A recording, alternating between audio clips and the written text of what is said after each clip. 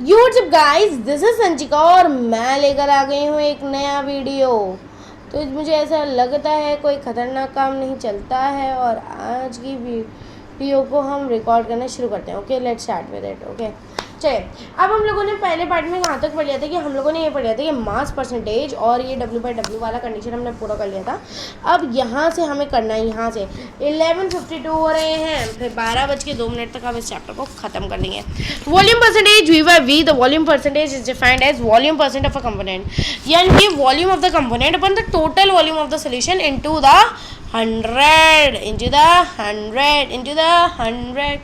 चलिए भैया थोड़ा सा आगे जान लेते हैं। भाई इतनी तेज कहाँ भाग रहे हैं। For example 10% of the ethanol solution of water means 10 ml of the ethanol is dissolved in water such that the total volume of the solution is 100 ml।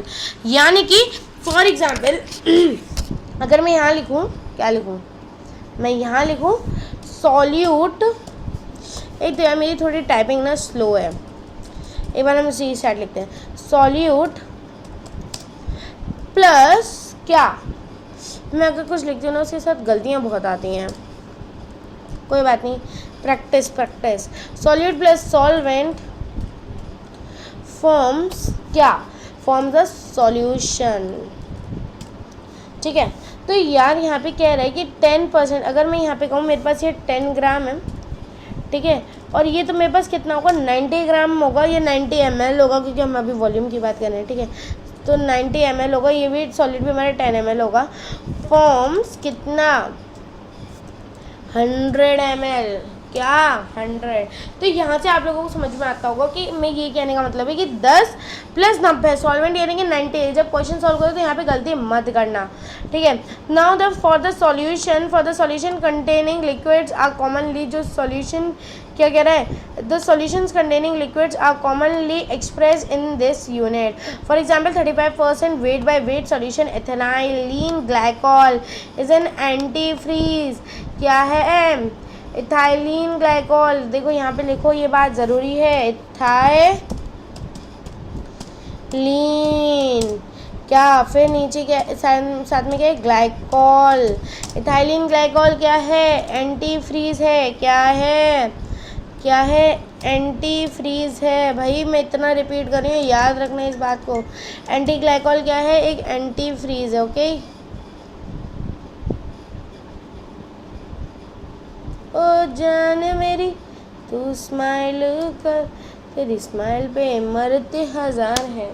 Oh, for the solution of ethylene glycol as an antifreeze is used for the cars to cool the engines, and it is a concentration the antifreeze lowers. The freezing point of the water is 255.4 Kelvin. That is, यानी कि यार ये concentration antifreeze इतना lower कर देता है पानी को 22255, that is -17.6 डिग्री सेल्सियस, बहुत ज़्यादा कम कर देता है। Mass by volume. अब यहाँ पे हम थोड़ा सा क्या बात करने वाले हैं, मास बाय वॉल्यूम की। चलिए भाई mass by volume percentage is another unit which is commonly used in a medicine and the pharmacy. For the mass by volume percentage, it is used for the solute dissolved in 100 ml of solution. यानी कि क्या कह रहा है, ये वो चीज़ है mass by volume, जैसे कि 10 ग्राम इस,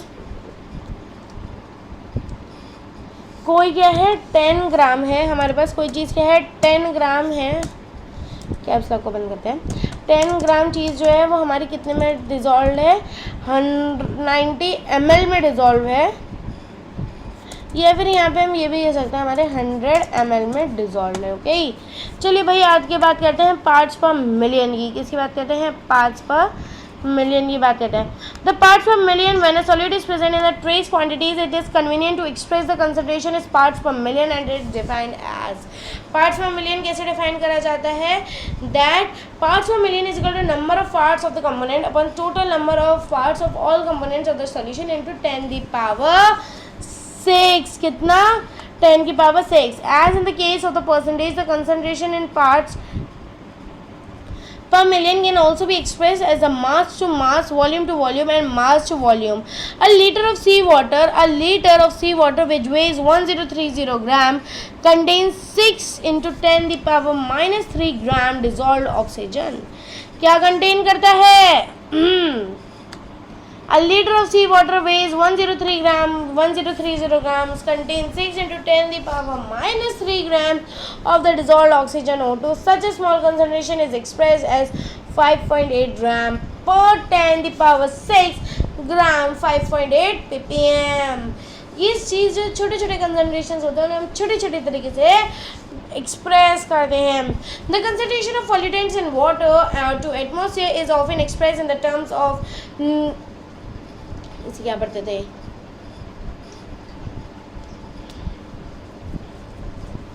माइक्रो नैनो न्यू जी न्यू पढ़ते हैं वैसे, और पीपीएम दैट इज माइक्रो ही होगा 10 the power 6. Okay for the यार मेरे को याद नहीं आ रहा, मैं कितनी बेवकूफ़ हूँ. चलिए अब बात करते हैं हम मोल फ्रैक्शन की.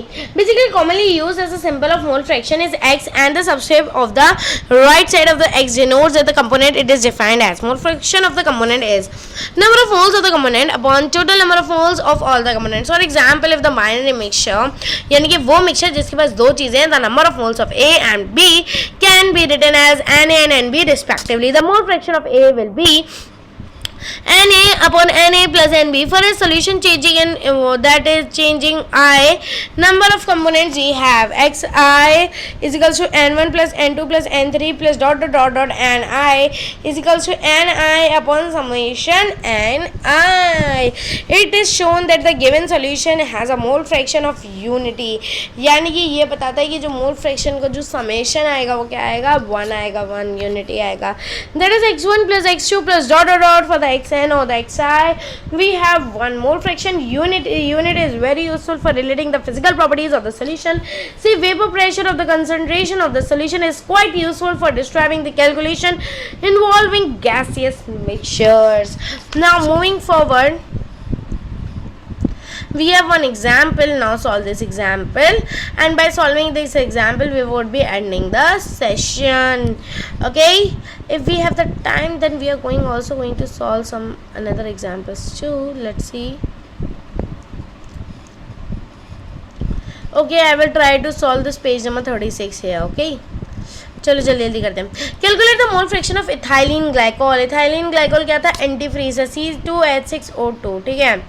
Okay, is a solution containing 20% of C2H6O2. ठीक है. तो मोल फ्रैक्शन निकालना है. Assume that we have 100 gram of solution. क्या करना है हमारे पास, चलो पेन पेपर उठाओ सभी लोग, मैं भी उठा लेती हूँ, आपके साथ मैं भी लगा लेती हूँ. ठीक. Okay, we have 100 gram of solution. One start with any amount of the solution because the results obtained with the same. The solution contain 20 gram of ethylene glycol in 80 gram of water. क्या कह रहे हैं ना, देखो 20% है ना, और हमें क्या करना है, कैलकुलेट द मोल फ्रैक्शन. यानी कि 20 ग्राम हमारे पास C2H6O2 प्रेजेंट है इन 80 ग्राम ऑफ H2 है ना. तो हमें मोल फ्रैक्शन निकालना है सिंपल सा. तो पहले क्या निकालना है, 20 बाय हमारे पास क्या है 62 ग्राम्स, क्योंकि गिवन मास मोल से निकालते हैं ना. पहले गिवन मास क्या है हमारे पास 20 ग्राम, और मोलर मास क्या हो जाएगा C2H6O2 का, C2 यानी 12 2 24 प्लस H6 यानी कि 6 ऐड कर दो, O2 यानी कि 16 2 32. Then we have 62 gram. Okay, C2H6. तो 20 बाय 62 हमारे पास किससे आ जाएंगे, C2H6O2 के आ जाएंगे. ओके, अगर मैं H2O के वही मोल से निकालूँ तो हमारे पास कितना है 80 बाय 18. तो 18 4.444 आ जाएगा, जैसे कि नीचे दिया है, इसे सॉल्व करने की जरूरत है. ठीक है. अब हम इसके मोल्स निकालते हैं. तो हमें पहले कितना दिया है 6, पहले के मोल्स कितने हैं हमारे पास, that is 0.3 moles plus 4.4 that is form 4.7 upon total कितने अपॉन पहले हमें 0.3 अपॉन 4.7, और हमें दूसरे कंडीशन में क्या लिखना है 4.4 अपॉन 4.7. तो हमारा जो पहले वाले का कंसंट्रेशन आएगा दैट इज 0.068 और दूसरे वाले का क्या आएगा 0.932 आ जाएगा. ठीक है. तो अब देखो क्या कहते हैं, हम इसे ऐसे भी निकाल सकते हैं 1 minus 0.068 is also equals to 0.93. तो मैंने कैलकुलेटर से सॉल्व करके देख लिया है भाई, आप लोग भी कर लें अगर आपको मन है तो. ठीक है. अब मोलैरिटी की बात करते हैं. M is defined as the number of moles of solute dissolve in 1 litre of 1 cubic decimetre of solution, है ना. So for example, if I take molarity is equals to moles of solute upon volume of the solution in liters. Now for example, we have 0.25 mole liter is or 0.25